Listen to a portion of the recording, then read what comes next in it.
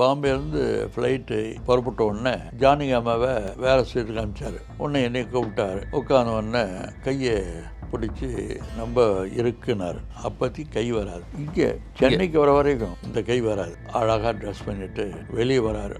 Real MGR. வந்த உடனே இந்த கை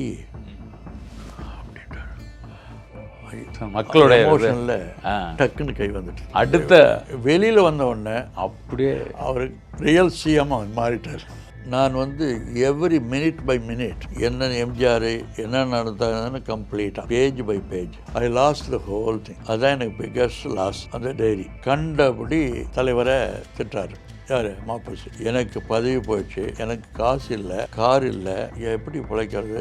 திடீர்னு செக்ரட்டரியேட் எம்ஜிஆர் புறப்படுறாரு. நேராக மாப்போசி வீட்டுக்கு கொடுங்க. மாப்போசி வீட்டுக்கு போகிறார். போய் கொடுக்குறாரு. இந்த கார் உங்களுக்கு, கார் இல்லைன்னு சொன்னீங்களே, இந்த கார் உங்களுக்கு 5000 ரூபா மாதம் உங்களுக்கு பேங்க்கில் போட்டுருவாங்க. தமிழ் கல்ச்சர் டெவலப்மெண்ட் சொசைட்டியில் நீங்கள் தான் பிரசிடென்ட்.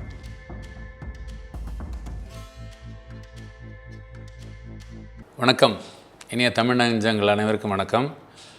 தங்கத்தலைவன் அருமையாக போயிட்டுருக்க புரட்சி தலைவருடைய அருமையான நிகழ்வுகளை பார்த்துட்ருங்க. நேயர்களோட இது கேட்கும்போது ரொம்ப மனசுக்கு ஏறினா நான் சொன்ன மாதிரி ரொம்ப சந்தோஷமாக இருக்குது. நான் அரிய தகவல்களை பார்க்க போகிறீங்க. இன்றைக்கும் டாக்டர் பழனி பெரியசாமி அவர்களுடைய அருமையான தகவல், அதாவது தலைவர் திரும்பி வந்த அந்த நிகழ்வு பார்க்க போகிறீங்க. நிறைய தகவல்கள் இருந்தது. நம்ம அதை ரொம்ப சுருக்கி, எவ்வளோ சுருக்க முடியுமோ சுருக்கி உங்களுக்கு சொல்லிகிட்டு இருக்கோம். போன வாரம் சொல்லியிருந்தேன், இந்த மாதிரி நம்ம வள்ளுவர் திரைப்பட திருவள்ளுவர் அப்படின்னு சொல்லி புரட்சி தலைவர் பற்றி சொல்லியிருந்தேன். வள்ளுவர் ஆலயம் சென்னையில் தமிழ்நாடு அரசு திறந்திருக்கு அப்படின்னு சொன்னேன். அந்த புகைப்படத்தையும் இப்போ நீங்கள் பார்க்கலாம். சென்னை மயிலாப்பூரில் இருக்கிற வள்ளுவர் ஆலயம் திறந்த அந்த நிகழ்வையும் நீங்கள் பார்க்கலாம். இதில் காமிச்சிருக்கேன் பாருங்கள். உங்களுடைய கருத்துக்களை நீங்கள் நான் ஏற்கனவே சொல்ல மாதிரி பொது கண்ணோட்டத்தோடு நீங்கள் பார்த்து சொல்லணும். என்ன தகவல் இருக்குது, என்ன புரிஞ்சுது, என்ன சந்தேகம்னு தெளிவாக எழுதலாம், சொல்லலாம். நீங்கள் தாராளமாக கண்டிப்பாக நம்ம பதில் சொல்ல தயாராக இருக்கோம். ஓகே, இப்போ நிகழ்வை பார்க்க போகலாம். நன்றி, வணக்கம். அப்புறம் நீங்கள் அமெரிக்காவில் நீங்கள் கூட்டு வந்ததுக்கப்புறம் அந்த விழாவில் எப்படி இருந்ததுங்க? நீங்கள் கூட இருக்கீங்களா அந்த புகைப்படத்தில்? நேராக வந்தோம். வரும்பொழுது ஃப்ளைட்டில் அவரோட நீங்கள் ஃப்ளைட்டு கூட தான் வந்தோம். வந்த உடனே பாம்பேயில் வந்த உடனே மரகதம் சந்திரசேகரன் யூனியன் மினிஸ்டர், அந்த அம்மாவை பாம்பேயில் Rajinikanth deputed her to escort MGR. அவங்க பாம்பேயில் வந்த உடனே பாம்பேயில் ஃப்ளைட் வந்தாங்க. சரி. ஃபர்ஸ்ட் கிளாஸில் சிஎம் ஃபஸ்ட்டு, அதுக்கு அம்மா, சரிங்க, பின்னால் நான் பரமசம் இதெல்லாம் வந்தோம். அண்ட் திடீர்னு பாம்பேலேருந்து ஃப்ளைட்டு புறப்பட்ட உடனே ஜானகிஅம்மாவை வேறு சீட்டுக்கு அனுப்பிச்சார். உடனே என்னை கூப்பிட்டாரு. அந்த பக்கத்தில் உட்காரன்ட்டு நான் உட்காந்தேன். உட்காந்த உடனே கையை பிடிச்சி நம்ம இருக்குனார். தட் மீன்ஸ் அவர் he was becoming nervous. Emotion, nervous ஆகிட்டார். என்னுடைய பணி என்னன்னா, மென்டலி தனியாக இருக்கும் பொழுது கவலைப்படாதீங்க, யுவர் ஓகே, யுவர் விஷயம் மாதிரி சொல்லியே பழக்கம். When you are a patient, even if you are a God, you need somebody to say you are okay, you are okay. அதை எங்கேயோ படித்தேன். அதனால் அதுவே அடாப்ட் பண்ணி நீங்கள் நல்லா வந்தீங்கன்னு சொல்லிகிட்டே இருப்பேன். இங்கே பிடிச்ச உடனே நான் சொன்னேன், கவலைப்படாதீங்க, மக்களுடைய அங்கம் யுவர் ஃபேஸ் நல்லா இருக்கும், எல்லாம் நல்லா பண்ணிடலாம் பண்ணேன். அப்போத்தி கை வராது. இந்த கை வராது. கவலைப்படாதீங்க, எவ்ரிதிங் இஸ் ஃபைன் சொல்லிட்டு வரோம். ஒரு அரை மணி நேரம் இருக்கிறப்போ நேராக மாணிக்கத்தை சொல்லி இவரை பாத்ரூமுக்கு அனுப்பி சிஎம் அழகாக ட்ரெஸ் பண்ணிட்டு வெளியே வராரு. ரியல் எம்ஜிஆர். அது வரைக்கும் தொப்பில இல்லாமல் அது வரைக்கும் தொப்பிக்கு பண்ணல, சாதாரண இது ஸ்ட்ரெயிட்டாக அழகாக வராரு. அரை மணி நேரம் பிஃபோர் வெளியே வராரு. பாத்ரூம் எல்லாம் கை தட்டி எல்லாம் எழுந்து ரியல் எம்ஜிஆர் அதான் அப்படி வந்தாரா, அந்த உட்காந்தாரு. மறுபடியும் நர்வஸ் ஆகிட்டாரு. டோன்ட் வரி எல்லாம் நல்லா இருக்குன்னு தான் ஆள் ட்ரிம்மா நிற்கிறாரு பாருங்க. வந்த உடனே இந்த கை அப்படின்ட்டாரு. இந்த கை இங்கே பாருங்க, இந்த கை வராது. இங்கே சென்னைக்கு வர வரைக்கும் வெளியே வந்தார். அந்த ஆசத்தில், அந்த எமோஷன், மக்களுடைய எமோஷனில் டக்குன்னு கை வந்துட்டு. அதுதான் அந்த டே. அதில் தினமலரில் அந்த ஃப்ரண்ட் லைன் ஒரு புக்லிங்க, அப்போ ஆண் அழுத மாதிரி ஒரு ஸ்டில் ரிப்போர்ட் இருந்ததுங்க. அப்படி வாயை திறந்து அவர் மக்களை பார்த்து அழுது. வந்த உடனே கை அப்படின்ட்டார். ஒரு மிரக்கல். எங்களுக்கு வந்து என்னன்னு எனக்கு புரியவே இல்லை. என்ன கடவுளா, அது சக்தி, மக்கள் சக்தி அந்த இது 4 லட்சம் பேர் இங்கே தான். அதான் அப்புறம் ஸ்டேஜுக்கு போனோம். எல்லாம் வந்து டோம் வச்சு அதை வச்சு எல்லாம் கார்லாம் தயாரிப்பாங்க. அவர் தன் காலிலே தான் வரன்ட்டார். வந்து போனால் அங்கே எல்லாம் வந்து கீழே உட்காந்தாங்க. போவதிரியா வாங்க இங்கே வா. கம்ப்ளீட் இப்படியே 15 minutes before I have to tell him கவலைப்படாதீங்க. அடுத்த வெளியில் வந்த உடனே அப்படியே அவர் ரியல் சிஎம் மாறிட்டார். பவர் 2 கண்ட. ஒன்று பவர் ஆஃப் தி பீப்புள், இன்னொன்று கண்டிப்பாக ஒன்று பொசிஷன், ஒரு கான்ஃபிடன்ஸ் உடனே வந்துட்டு. இந்த ஆகர்ஷன் அவங்களெல்லாம் பார்த்த உடனே இதெல்லாம் வந்து once in life time opportunity. இதெல்லாம் கவனிக்கிறதுக்கு கண்டிப்பாக பெரிய பாக்கியங்க உங்களுக்கு வந்து. அதில் என்ன செஞ்சுன்னா, நான் வந்து எவ்ரி மினிட் பை மினிட் ஒரு டைரி வெளியே வச்சேன். என்ன எம்ஜிஆர் என்ன நடந்தாங்கன்னு கம்ப்ளீட்டாக, சரி, பேஜ் பை பேஜ். பாம்பேயில் வந்து அந்த மேலே வச்சுருந்தனால இந்த கலப்லாவில் அதை எடுக்கிறத மறந்துட்டேன். I lost the whole thing. Minute by minute அவர் என்ன செஞ்சார், எனி இன்சிடென்ட் நடந்தது எல்லாத்தையும். அதுதான் எனக்கு பிக்கஸ்ட் லாஸ், அந்த டைரி. அந்த டைரி ஏன்னா எங்களுக்கு இவரை ஹேண்டில் பண்ண முடியல. வெளியில் வந்தால் எப்படி இருக்குன்னு தெரியல. ஆமாம், இவர் எப்படி பிஹேவ் பண்ணுவான்னு தெரியல. அது மாதிரி புத்துயர்வுன்னு சொல்லுவாங்க.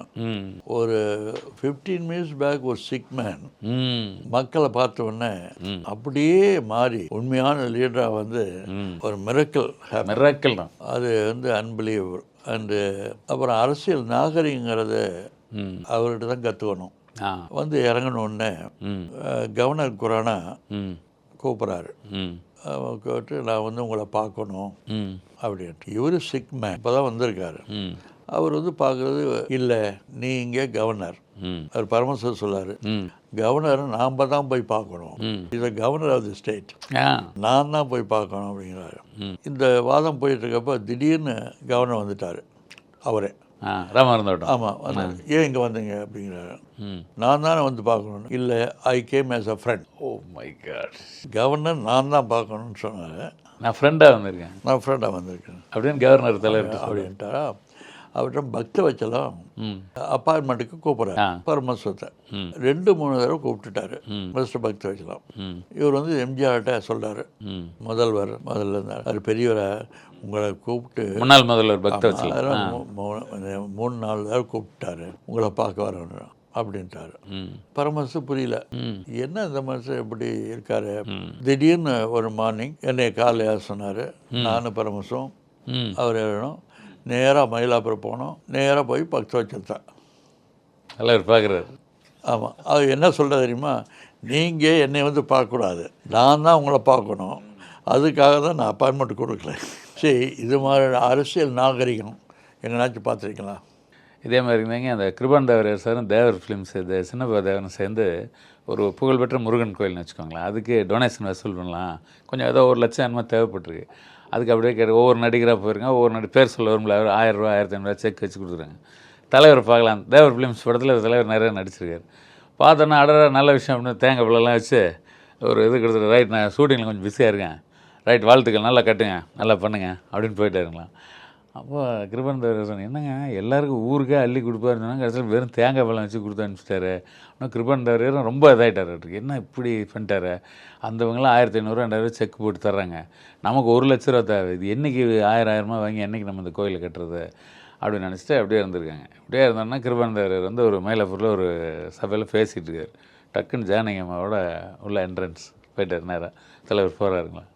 அங்கே போய் உட்காந்தோன்னா அவர் வணக்கம் அப்படின்னா, ஏற்கனவே அதான் நீங்கள் தான் ஏற்கனவே இதெல்லாம் கொடுத்துட்டிங்களே தேங்காய் பழம் அதெல்லாம் அப்படின்னு, அந்த துணியை கொஞ்சம் எடுத்து பாருங்கள் அப்படின்னாரா. எடுத்து பார்த்தா காசு பெரிய அமௌண்ட் அதில் இருந்திருக்கு. இதில் கோயில் கட்டிங்க, பாதி காசு நீங்கள் வச்சுக்கோங்க, செக்கு போட்டு கொடுக்கூடாது, நீங்கள்லாம் பெரிய ஆன்மீகவாதி, நீங்கள் என்ன தேடி வரக்கூடாது, இந்த மாதிரி நல்ல விஷயம் நான் தான் தேடி வந்து கொடுக்கணுது பண்பு, செக்கு கொடுக்கூடாது, கேஷாக வச்சு கொடுக்கணும், தெய்வ காரியம், நல்லா பண்ணுங்கன்னு சொன்னாராம்.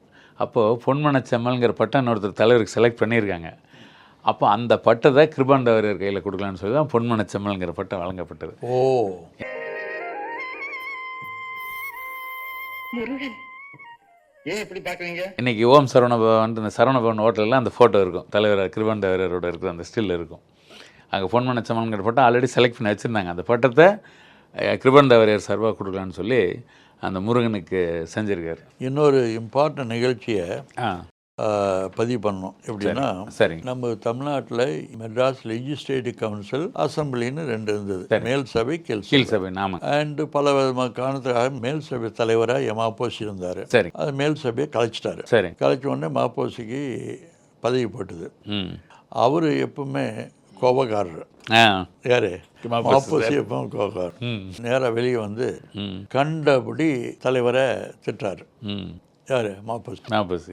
திட்டுட்டு இது மாதிரியான பதவி போச்சு அது இதுன்னு. எனக்கு மாப்போசி ரொம்ப க்ளோஸு.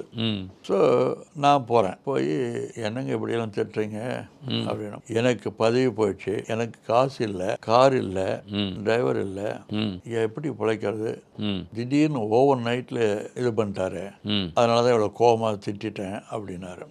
எதுக்கு கூப்பிட்டாருன்னா, நான் அமெரிக்கா வரேன், லோட்டஸ் டெம்பிள்ஸ் சாமி சச்சிதானந்த சுவாமி கூப்பிட்டுருக்காரு, நானும் கிருதார் பிரசாத் 5-6 பேர் சேர்ந்துட்டு நாங்கள் வரோம், we are coming to America, உங்கள் வீட்டில் தான் வரோன்னு சொல்லிட்டு மதுரையில் அவர் பேர் மறந்துட்டேன், அவரோட அவருக்கு அசிஸ்டண்ட்டு, சரி, அவங்களாம் வரேன்னு சொன்னார். வாங்க அப்படின்னா சரி. நான் போய் எம்ஜிஆர் சொல்கிறேன், இது மாப்போசி கூப்பிட்டாரு இன்னைக்கு, எங்கள் வீட்டுக்கு வரேன்னு சொன்னார். சரி. வர சொல்லியிருக்கேன், உங்களை திட்டம்லாம் வந்து கேட்டேன், ஏன் இப்படிலாம் பண்ணீங்கன்னு. அவர் சொன்னார், எனக்கு காரு இல்லை, டிரைவர் இல்லை, பதவி இல்லை, காசு இல்லை, நான் எப்படி வாழ்கிறது அப்படின்னு சொன்னார். ஓ அப்படியா, வெரி குட், சரி நீங்கள் நான் அவர் கூட்டி வர சொல்லியிருக்கேன், ஓகே செய்யுங்கன்னாரு. இவர் மாப்போசி வந்துட்டார்.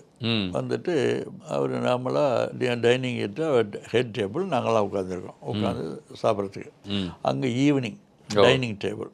அது நடக்குது அமெரிக்காவில் நடக்குது. வேஸ்ட் கேட்டு பனின் தான், யார்? மாப்போசி பனியனோட உட்காந்துருக்காரு சாப்பிட்றதுக்கு. திடீர்னு ஒரு ஃபோன் கால் வருது. அது நான் ஃபோன் எடுக்கிறேன். சிஎம் எம்ஜிஆர் இந்தியா வந்து, மாப்போசி வந்து சேர்ந்துட்டாரா அப்படின்னாரு. வந்து சேர்ந்துட்டாரு நான் பேசணுன்னாரு. ஸோ மாப்போசி பேசுகிறாரு, எப்படி இருக்கீங்க, டோன்ட் வரி, நான் டாக்டர் சொல்லியிருக்கேன், உங்களுக்கு வேண்டிய கிஃப்ட் எல்லாம் வாங்கிக்கிங்க, எல்லாம் சொல்லி வச்சுருக்கேன், எல்லாம் நிம்மதியாக நல்லா ஜாலியாக வந்துட்டு வாங்க அப்படிங்கிறாரு. மாப்போசி வந்து உட்காராரு டேபிளில். நாங்கள் ஒரு 10 பேர் உட்காந்துருக்கோம். ஒரு 5 நிமிஷம் மாப்போசி அப்படியே உட்காந்து ஸ்தம்பித்து போயிட்டாரு. அது திட்டாரு. 3 நாளைக்கு முதல்ல திட்டினாரு, கண்டபடி திட்டாரு. திட்டிட்டு அமெரிக்கா வராரு. உடனே இந்த சீஃப் மினிஸ்டர் கால் பண்ணி, நல்லாங்க டாக்டர் சொல்லியிருக்கேன், என்கிட்ட சொல்கிறாரு, அவருக்கு இட்லி பிடிக்கும், 3 நேரம் இட்லி தான் சாப்பிடுவார், நிறைய கிஃப்ட் வாங்கி கொடுங்க, இதெல்லாம் சொல்கிறாரு எனக்கு இன்ஸ்ட்ரக்ஷன். சொல்லிவிட்டு என்னை கூப்பிட்றாருன்னு சொல்லிட்டு ஸ்தம்பிச்சாரா. அப்புறம் 2 சூட் கேஸுக்கு என்னென்ன வேணுமோ எல்லாம் வாங்கி கொடுத்தோம்.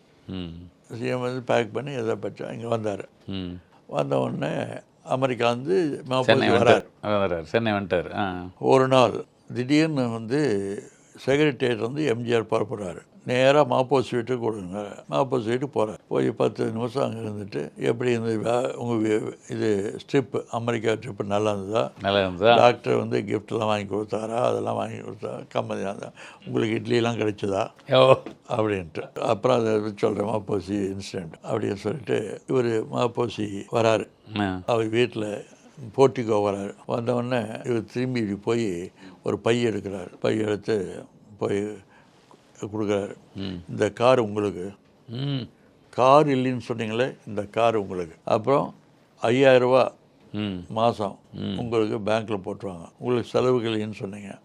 அப்போ 5000 ரூபா என்னாச்சுங்க? ஆமாம், என்னென்ன 3 பாயிண்ட்ஸ் என் லைஃப்பில் எவ்வளோ தூரம் எம்ஜிஆர் என்னுடைய வார்த்தைக்கு மதிப்பு கொடுத்தாரு மட்டும் இல்லை, அதனுடைய ஜெனிவன் நேயஸனை பார்த்தாருங்கிறது எனக்கு நான் போய் சொன்னேன், ஏன் திட்டிட்டீங்க தலைவர்னு சொன்னதுக்கு இந்த 3 காரணம் சொன்னார்னு.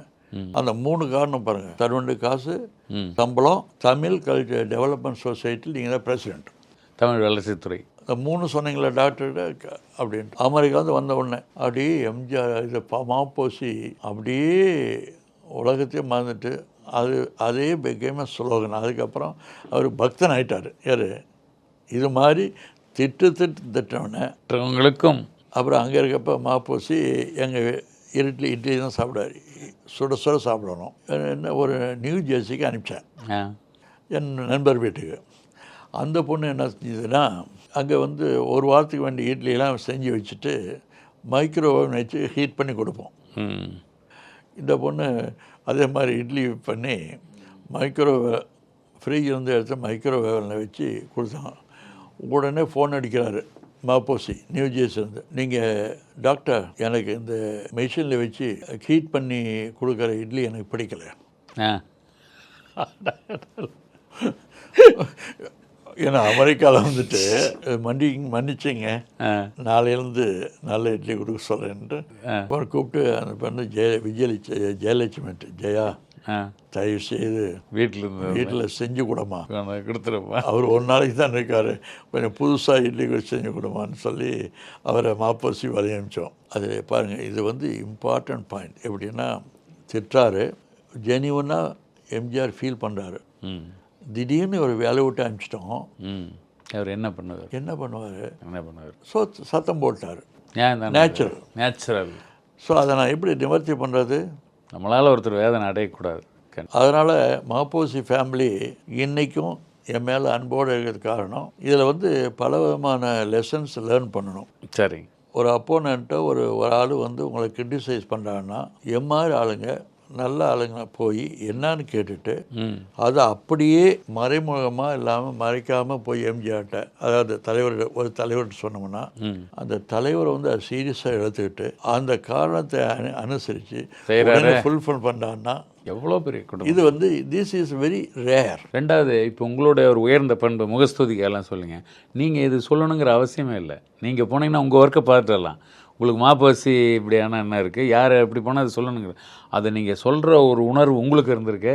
நீங்கள் சொல்கிறது ஒரு பாக்கியம் தான். நீங்கள் சொல்கிறத அவர் ஏற்றுக்கிற, அவர்கிட்ட கன்வே பண்ணுறக்கு ஆளாக இல்லாமல் இருக்கலாம். அவர் பரமசிவன் சார் இருக்கலாம், உங்களை மாதிரி பேச முடியாது, யாரும் பேச முடியாது. அப்போ அது சொல்கிறத ஏற்றுக்கிற ஒரு பக்குவம் இருந்திருப்பார். இல்லை, இது வந்து அன்பிலீவபிள். யார்கிட்டையுமே அந்த இந்த மாதிரி இன்சிடென்ட்டு மாப்போசி. அப்புறம் மாப்போசி நேராக நான் வரணுன்னாரு. ஐயா, அந்த மாதிரி தப்பு செய்யாதீங்க, நீங்கள் எங்கே இருக்கீங்களோ நான் வரேன். நான் உடனே ஓடி போய் நான் கையை பிடிச்சிட்டு, ஏன் இதெல்லாம் செஞ்சீங்க, ஏன்னா எதிர்பார்க்காத நன்மை பண்ணிட்டீங்களே. நான் ஒன்றும் சொல்லிங்க, தலைவர்கிட்ட போய் சொன்னேன், ஏன் சத்தம் போட்டீங்கன்ட்டு. தலைவர் செஞ்சிட்டாரு. தேடி போய் ஹெல்ப் பண்ணுற ஆள் யாருங்க இருக்கா தமிழ்நாட்டில்? எத்தனை பேர் அந்த மாதிரி வரணும்னு ஐடியா போட்டு பார்க்குறாங்க. ஜென்மத்துக்கு நடக்காதுங்க, யாராவது வரவே முடியாது. அந்த ஃபேமிலி ரெக்கக்னைஸ் பண்ணி ஃபர்ஸ்டில் தி இன்ஸ்டிடியூட் அவார்டு கால்டு மாப்போசி அவார்டு. அதை முதல்ல மாப்போசி விருதை எனக்கு கொடுத்து ஆனர் பண்ணாங்க அந்த ஃபேமிலி. ஏன்னா இவர் மாப்போசி அவ்வளோ என் மேலே அட்டாச்மெண்ட். என்ன அந்த ஃபோட்டோ வச்சுருக்கேன், பனியன் வச்சு தான் பனியனோடு சாப்பிட்டு. ஒரு எம்ஜிஆர் ஒரு சீஃப் மினிஸ்டர் கரெக்டாக கூப்பிட்டு, நல்லா பார்த்துங்க, உங்களுக்கு இட்லிலாம் கிடைக்கும். இட்லிக்கு நான் சொல்லியிருக்கேன். எங்கள் ஒய்ஃப் பேர் விசாலாட்சி. நான் விசாலாட்சி அம்மாட்ட சொல்லியிருக்கேன், நல்ல இட்லி செஞ்சு கொடுப்பாங்க, கவலைப்படாதீங்க. அப்புறம் நிறைய கிஃப்ட் வாங்க சொல்லியிருக்கேன். அதாவது அந்த இடத்துல அப்படியே சாதாரண ஒரு எந்த இடத்த யோசிக்கிறார் பாருங்க. இருக்கிற பிஸியில் வந்து நான் ரொம்ப பிஸியாக இருந்தேன், சாப்பிட்டு கவனிச்சேன், ரைட் அப்படின்னு போயிட்டே இருக்கலாம். அந்த சின்ன அது ஒரு இம்பார்ட்டன்ட். ஏன்னா இஸ் அ சீஃப் மினிஸ்டர் இருக்கு. ஆமாங்க.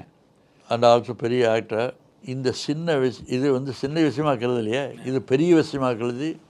கரெக்டாக டைமில் கூப்பிட்டு, இல்லைங்க அப்படியே பாருங்கள், ஸ்டன் ஆகிட்டார். ஆமாங்க, எப்படி இருக்குங்க. நான் முத்தான 3 நாளைக்கு முதல்ல திட்டினேன் பேப்பரில், நியூஸ் கான்ஃபரன்ஸில். இன்னைக்கு கூப்பிட்டு, உங்களுக்கு வேண்டிய இட்லி கிடைக்கும், உங்களுக்கு வேண்டிய கிஃப்ட் கிடைக்கும், கவலைப்படாதீங்கிறாரு. அதே மாதிரி தாங்க வந்த உடனே எல்லாம் கிடைக்குது. கவிஞர் கண்ணதாசன் அவர்கள் வந்து பயங்கரமாக தாக்கியிருக்காரு தலைவருக்கு. அவருக்கு அப்போ தான் வாலி சார் டிஎம் சௌந்தரராஜனை வந்து இன்ட்ரடியூஸ் பண்ணிவிட்டு எல்லா பாட்டும் வாலி சார் எழுதினார். கவிஞர் கண்ணதாசன் வந்து பயங்கரமாக தலைவர் திட்டியிருக்காரு. அப்போ ராணி புக்கில் ஒரு தொடர் வந்ததுங்க, அரங்கமும் அந்தரங்கம்னு போட்டு கவிஞர் எழுதினார். அதில் தலைவரோட பேர் இன்டைரக்டானா சந்திர சூரியன் அப்படின்னு இருக்கும் போட்டு பயங்கரமாக திட்டி இது பண்ணியிருந்தார். கம்முன்னு சிரிச்சுட்டு அப்படியே பேசாமல் இருந்திருக்கிறத ஒன்றும் ரியாக்ட் பண்ணல தலைவர். ஆனால் நாள் நீங்கள் சொன்ன மாதிரி அவர் வீடு வந்து ஒரு நெருக்கடியானதில் ஏலம் வர்ற அளவு கவிஞர் ஒரு இது வரும்போது நாள் அதுக்கு ஒரு 2 நாள் முன்னாடி கூட அவர் ஒரு மீட்டிங்கில் திட்டியிருக்கிறத தகவல்னு வச்சுக்கோங்களேன். அதெல்லாம் சொர்ண சார் எனக்கு சொல்லுவார், மாதிரி இந்த சொர்ண சார் சொல்லுவார். அந்த டைம் வந்தோடனே நேராக சரி பார்க்கலான்னு இங்கே ராமவரம் தோட்டம் போனால் எல்லாம் உள்ளே பயங்கர கோவமாட்டிருக்கு. எல்லாம் இங்கே வந்துட்டாராவ நேற்று திட்டிருக்கிறாரு, இங்கே என்ன தைரியம் என்ன இங்கே வந்துருப்பார் இருந்தாலும் அப்படிங்கிற முறைச்சி பார்த்துங்க நேராக உள்ளே போயிருக்காரு.